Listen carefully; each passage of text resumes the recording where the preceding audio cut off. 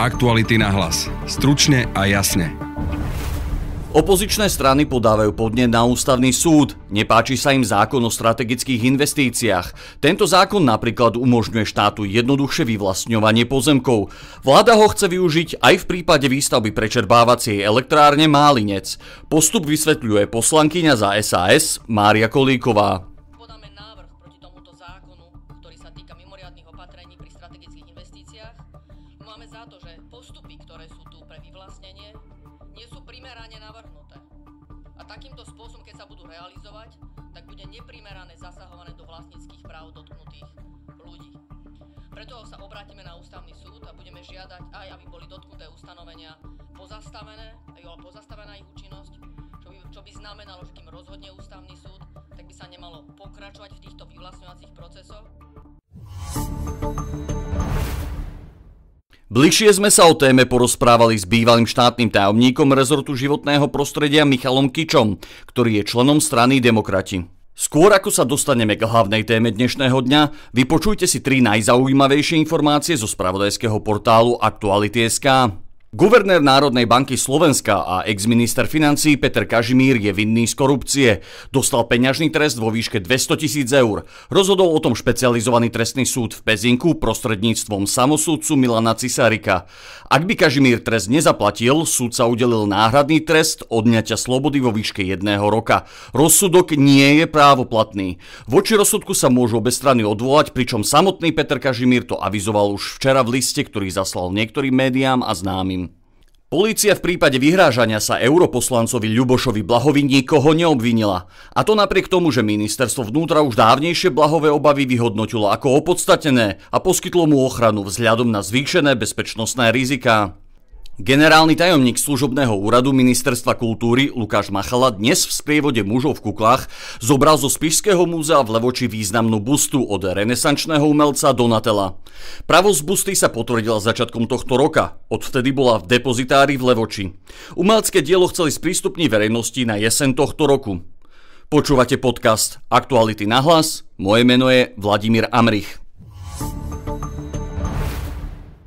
Je tu 3. ročník odovzdávania cien Orange Podcast Roka. Oceňovanie top slovenských podcastov na základe hlasovania poroty a najmä vás, poslucháčov. Hlasujte už teraz na podcastroka.sk a ste v žrebovaní o nový mobil. Exkluzívnym partnerom je Orange. Partnermi kategórií sú ESET, Televízia Joj, Alef, Fanrádio, Nehnuteľnosti.sk, Autobazar EU, Started Up, Cinemax, Aktuality.sk, Magnézia a Okto Digital.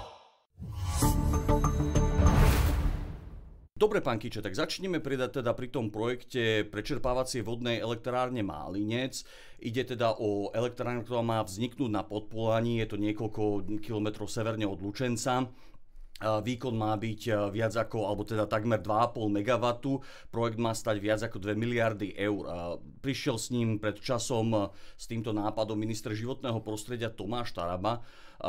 Tento projekt má dostať pečiatku strategickej investície. Vy ste sa aj zapojili vlastne do toho skráteného pripomienkového konania. Čo vlastne na tomto projekte kritizujete? Prvý je spôsob predloženia takéhoto materiálu. Bol pripravený bez akékoľvek diskusie s miestnymi obyvateľmi. Len pripomínam, že by sme za víkend vyzbierali viac ako 25 000 podpisov po túto hromadnú pripomienku. Ďalším pochybením je, že sa nevykonala štúdia útvaru hodnoty za peniaze, teda nevieme, že či skutočne je ekonomicky návratný, efektívny tento projekt. Vytýkame aj v hromadnej pripomienke to, že projekt je v rozpore s územným plánom dotknutých obcí, čo je podmienka zákona o strategických investíciách. A ďalej to, že sa nevykonala, hoď to vláda uložila uznesením najskôr realizovať štúdiu uskutočniteľnosti a až potom pokračovať v schvaľovacom procese. To sa nedodržalo. Štúdia realizovateľnosti na svete zatiaľ nie je, teda minimálne o tom nevieme. A napriek tomu sa vlastne ide, ako keby som povedal, až od konca. To, kedy má vlastne prísť to osvedčenie o strategické investície vlastne úplne na konci. Minister Taraba ale predložil tento materiál vlastne absolútne, by som povedal, nepripravený a napriek tomu požaduje ten najzávažnejší možný zásah do života miestnych obyvateľov a to je osvedčenie o strategickej investícii. Minister ale teda tvrdí napríklad, že tá pečiatka, obrazne povedané, strategické investície umožní tú stavbu spraviť v princípe rýchlejšie. Poznáme to zo slovenských rôznych stavebných konaní, z vydávania tých povolení, že naozaj to trvá dlho.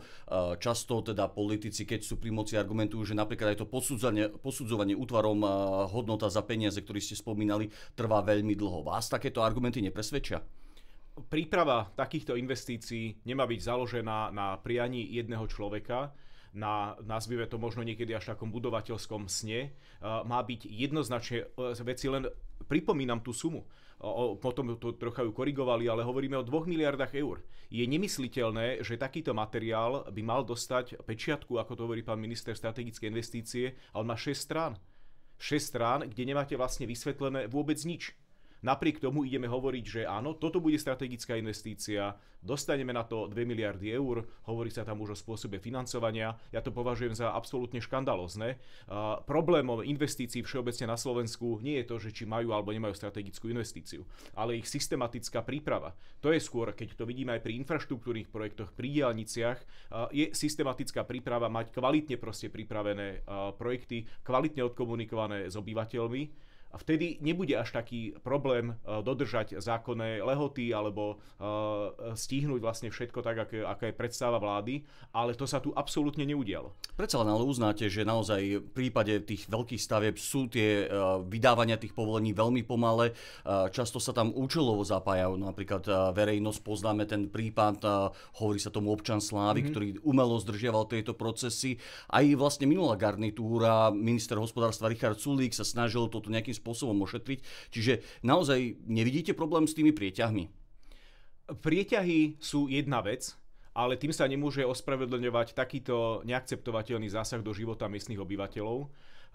Keď si pozrieme, v poriadku, keď hovoríme, poďme do detailov, keď hovoríme o napríklad procese posudzovania vplyvov na životné prostredie, každá jedna väčšia stavba nevyvolá len zapojenie napríklad nejakého obštrukčného subjektu. Ale veď predsa tam máte vždy, napríklad môže podať odvolanie alebo sa môže do toho procesu zapojiť spravidla o mnoho viacej miestnych obyvateľov. A takže akože časovo sa tak či onak musí proste ten úrad vysporiadať s množstvom iných pripomienok, nie len z nejakého obštrukčného združenia. To nie je postavené na jednom subjekte, ktorý sa do tohto môže zapojiť a že len kvôli nemu sa to nejakým spôsobom naťahuje. Takže v tomto ten argument proste nesedí už len čisto logicky, lebo už pri tom, nazvime to, množstve možno stanovisk, pripomienok, ktoré dávajú iné dotknuté orgány, ochrana prírody a podobne, tak pritom sa už vlastne ako keby takéto, ak tam aj niekto má takýto obštrukčný zámer, sa pritom zväzie. Naopak tento prípad občan Slávik je zneužívaný na oslabovanie práv verejnosti, ako vidíme napríklad aj v zákone o posudzovaní vplyvov na životné prostredie. Koniec koncov tu sa bude musieť spraviť tak či onak veľká a bez ohľadu na to, či sa tomu prizná alebo neprizná osvedčenie o strategickej investícii, ale čo je podľa mňa neakceptovateľné, je skutočne tá hrozba neústavných zásahov do vlastníckeho práva, do života obyvateľov. Ja keď som bol napríklad, však niekoľkokrát som proste bol na Látkach, stretol som sa s miestnymi obyvateľmi aj na rôznych verejných prerokovaniach, ktoré tam boli, či už na obecnom úrade, alebo to, čo potom neskôr zvolávala vodohospodárska výstavba, na priamu otázku, ktorú som položil riaditeľovi vodohospodárskej výstavby, že či je štát pripravený odškodniť tie príkoria, ktoré sa už teraz udiali. Lebo tí ľudia sa zo dňa na deň museli stať, chtiac nechtiac, expertami na vodné stavby, na právo, na čokoľvek, aby vedeli uplatňovať svoje základné práva.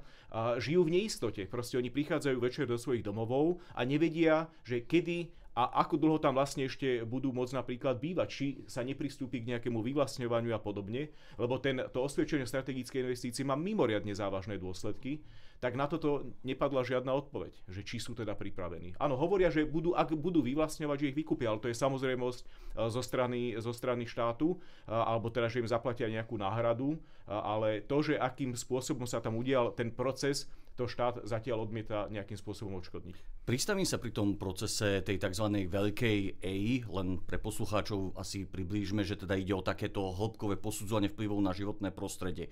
Ak sa tento proces, ako hovoríte, bude musieť spraviť, nestačí to teda na posúdenie všetkých tých vlastne miestnych dopadov?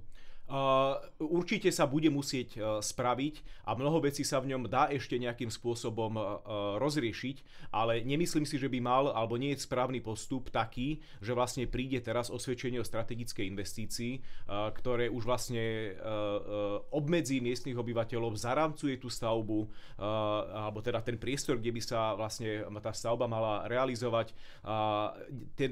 Ideme vlastne na to od konca, by som povedal. A keď si to aj pozrieme, už koľko máme teraz osvedčenie o strategickej investícii, ktoré sa len podľa tohto zákona, ktorý účinný, dajme tomu, od júla schválilo. Možno 3 desiatky? Takže a teraz akože čo štát skutočne si myslí, že bude realizovať 30 strategických investícií, ja to považujem aj za vecný nezmysel.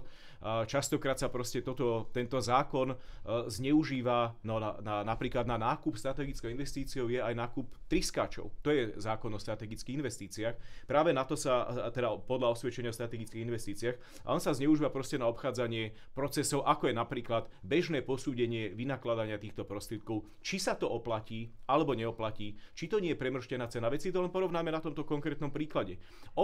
Priamo občania na Látkach prezentovali viaceré ďalšie zámery prečerpávacích vodných elektrární, ktoré už existujú vo svete, a to sú napríklad investície, ktoré majú porovnateľný výkon a sú o miliardu lacnejšie.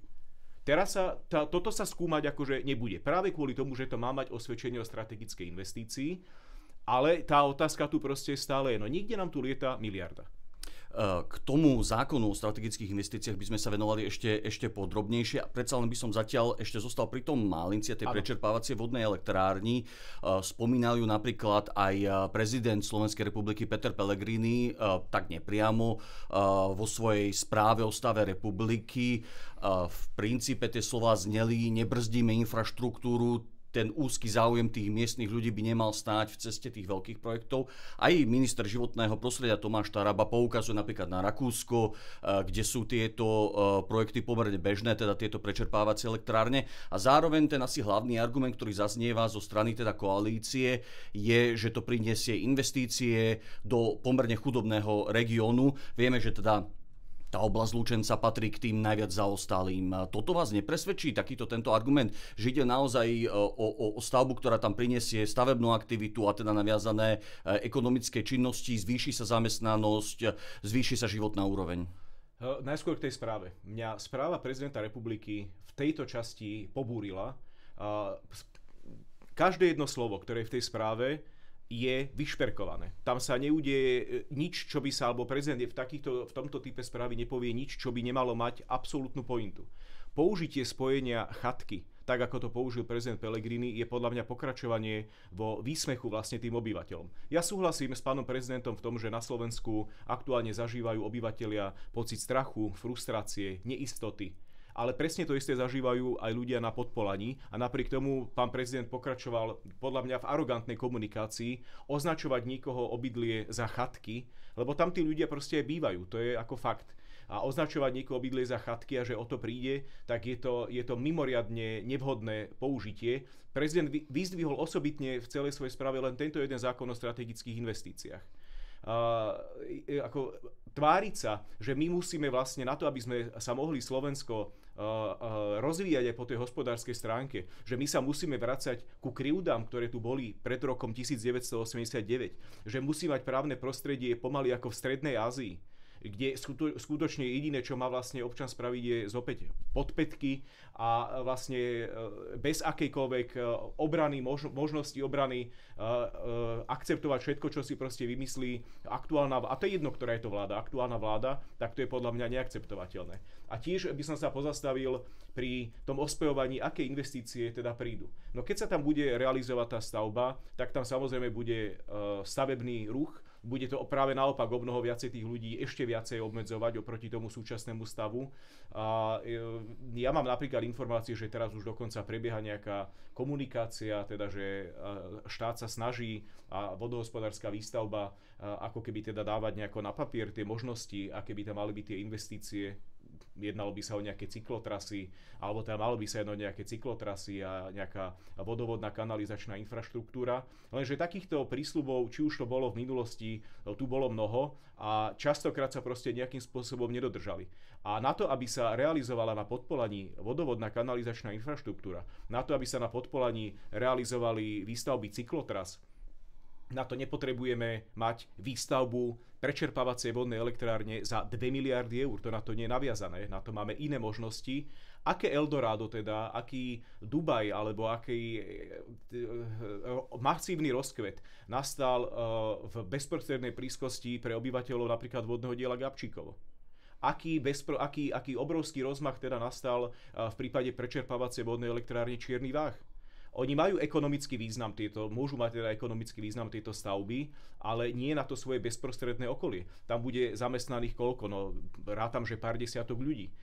Takže to nie je vec, ktorá by teraz mala spraviť z podpolania nejaký skutočne pomalý Singapur stredného Slovenska. Aj to je proste taká výsmešná argumentácia, si myslím. A podpolanie má omnoho väčší potenciál v rozvoji agroturistiky a iných proste takýchto mäkších foriem.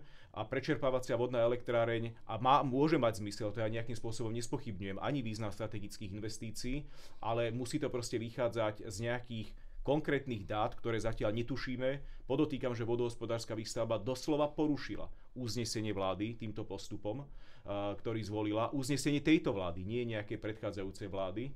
A je to také lakovanie na bielo, keď hovorím o tom, keď teda im podsúvajú, že vlastne všetko už tam teraz bude fantastické a famózne.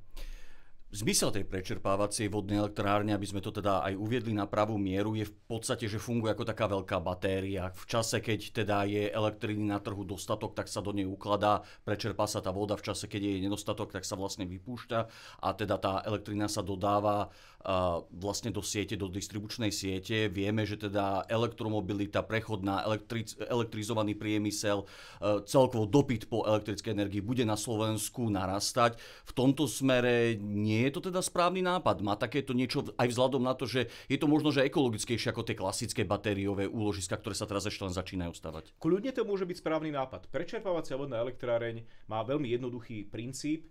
Keď sa ale pozrieme niekedy na také trendy vývoja, ktoré môžu byť pri prečerpávacích vodných elektrárniach, oni majú rovnaký princíp, ja neviem, 20, 30, 40, 50 rokov a na rovnakom princípe budú fungovať aj v budúcnosti. Možno tie generátory budú o troška výkonnejšie oproti súčasnému stavu.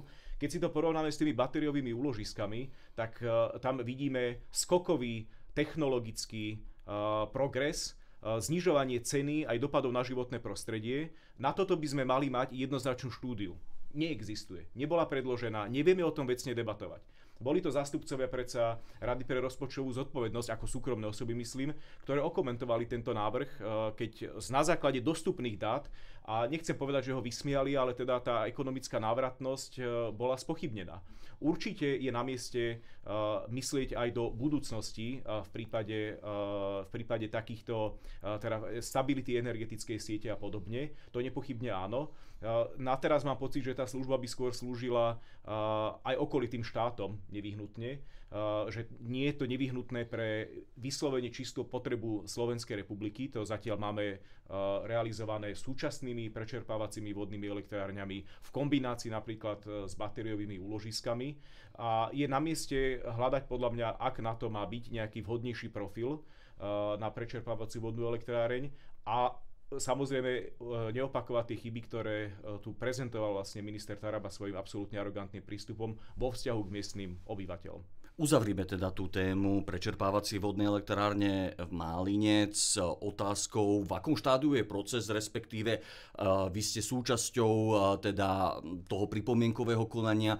Ako vyzerá momentálne tá komunikácia?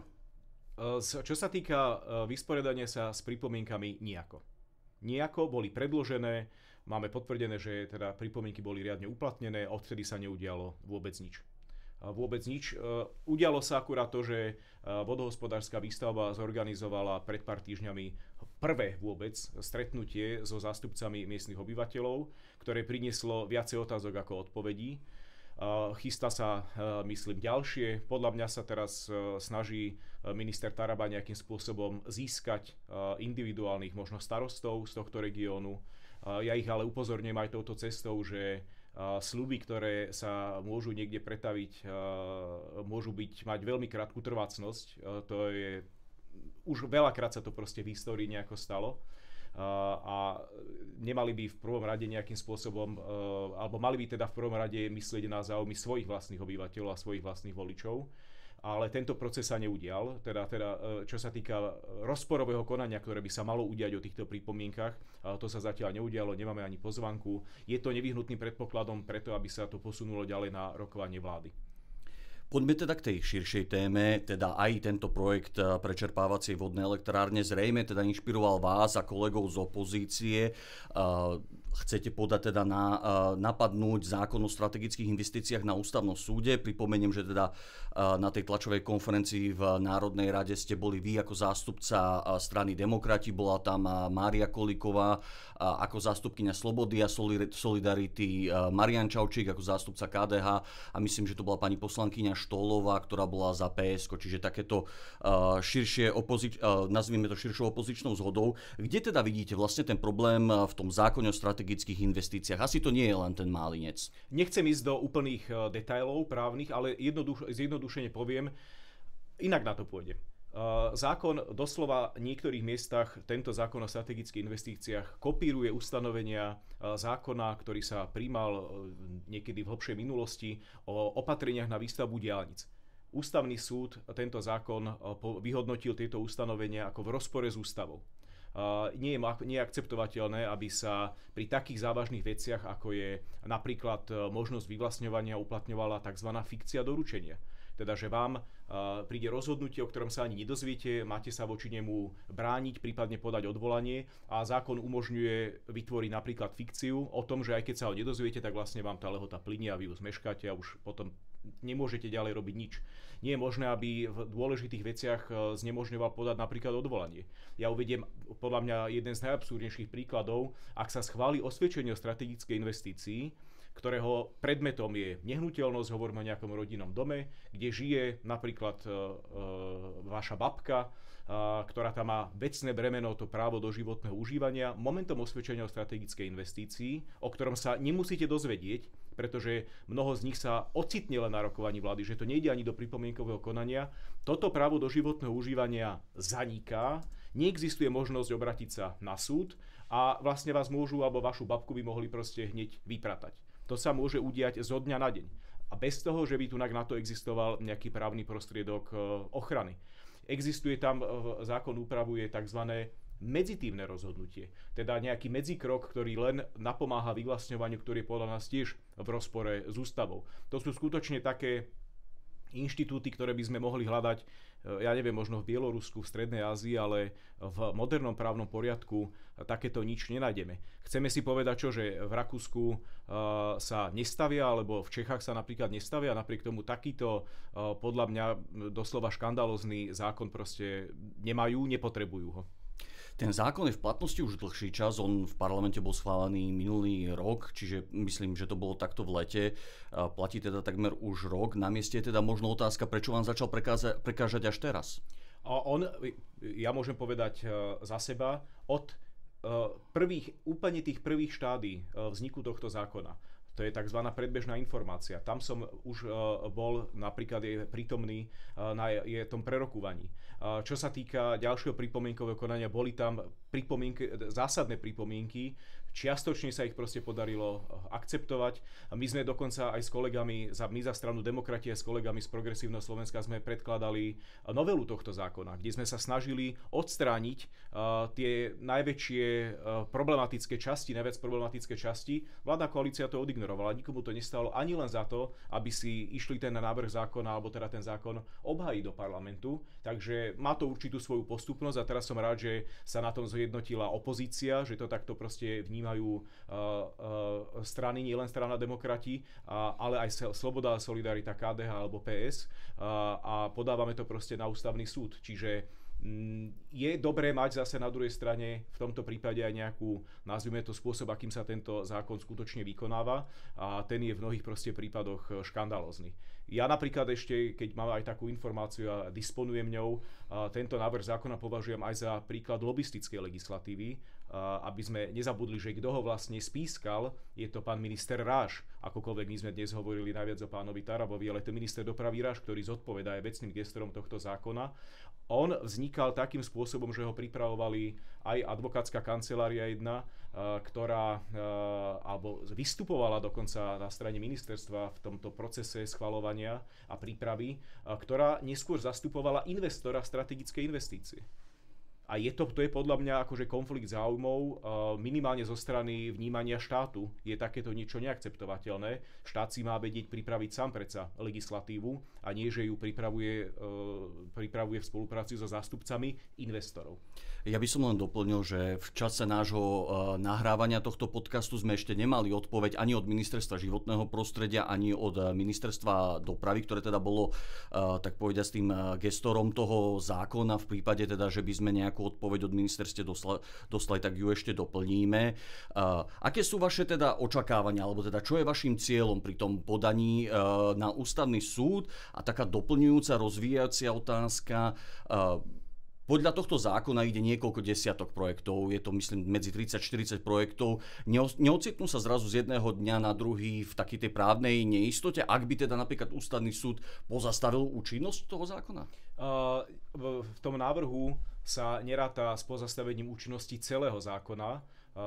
Navrhuje sa pozastavenie účinnosti konkrétnych ustanovení, ktoré zasahujú do práv fyzických osôb, aby niekto nás nemohol obviniť, že ideme brzdiť proste realizáciu zmysluplných projektov. To takú prekážku nevytvorí, len štát nebude môcť uplatňovať tie ustanovenia, ktoré zasahujú do práv obyvateľov na Slovensku. Teda, ako som naznačil, súčasťou návrhu je aj návrh na pozastavenie účinnosti týchto sporných ustanovení a bude už potom vecou ústavného súdu, ako sa s ním vysporiada. Ja verím, že návrh určite bude prijatý na ďalšie konanie a verím, že aj vyhovie návrhu na pozastavenie účinnosti týchto vybraných ustanovení zákona. My samozrejme nechceme dopredu hovoriť, ako by mal ústavný súd rozhodovať alebo niečo také. Predsa len konzultovali ste to možno, že s nejakými ústavnými právnikmi. Ako vidíte svoje šance na úspech? To podanie pripravovali viacerí právnici, viacerí advokáti, ktorí sa zaoberajú profesionálne ústavným právom. Takže ja vidím veľké šance úspechu tohto podania. Koniec koncov tento zákon vetovala so závažnými ústavnoprávnymi výhradami aj bývalá pani prezidentka pani Čaputová. Takže opierame sa samozrejme už o rozhodnutia, ktoré v veľmi podobných veciach ústavný súd v minulosti, náš slovenský ústavný súd prijal. Takže ja tam vidím veľké šance na úspech. Určite budeme sledovať teda aj ten projekt prečerpávacie elektrárne Málinec a teda aj toto podanie na ústavný súd, čo sa týka zákona o strategických investíciách. Hosťom v štúdiu bol bývalý štátny tajomník rezortu životného prostredia Michal Kiča, ktorý je členom strany Demokrati. Ďakujem za rozhovor. Ďakujem pekne za pozvanie, všetko dobré. Je tu tretí ročník odovzdávania cien Orange Podcast Roka. Oceňovanie top slovenských podcastov na základe hlasovania poroty a najmä vás, poslucháčov. Hlasujte už teraz na podcastroka.sk a ste v žrebovaní o nový mobil. Exkluzívnym partnerom je Orange. Partnermi kategórií sú Asset, Televízia Joj, Alef, Fanrádio, Nehnuteľnosti.sk, Autobazar EU, Started Up, Cinemax, Aktuality.sk, Magnézia a Okto Digital. Ak sa vám páčia naše podcasty, môžete nás podporiť v hlasovaní o podcast roka. Nominované sú Aktuality na hlas, Ráno na hlas, Na rovinu, Bardy a Káčer a Mafiánsky štát. Na záver ešte odporúčanie. Vypočujte si aj podcast Ráno na hlas. Kolega Peter Hanák sa rozprával s historičkou Hanou Kubátovou o tom, ako k deportáciám Židov pristupovali bežní Slováci. Historička skúmala listy ľudí z vidieka, ktorí počas vojnového štátu písali politikom alebo ich manželkám. V korešpondencii písali, aby Židov odviezli čím skôr a pýtali si ich dom či napríklad kabát. Na dnešnom podcaste spolupracovala Alžbeta Ježíková.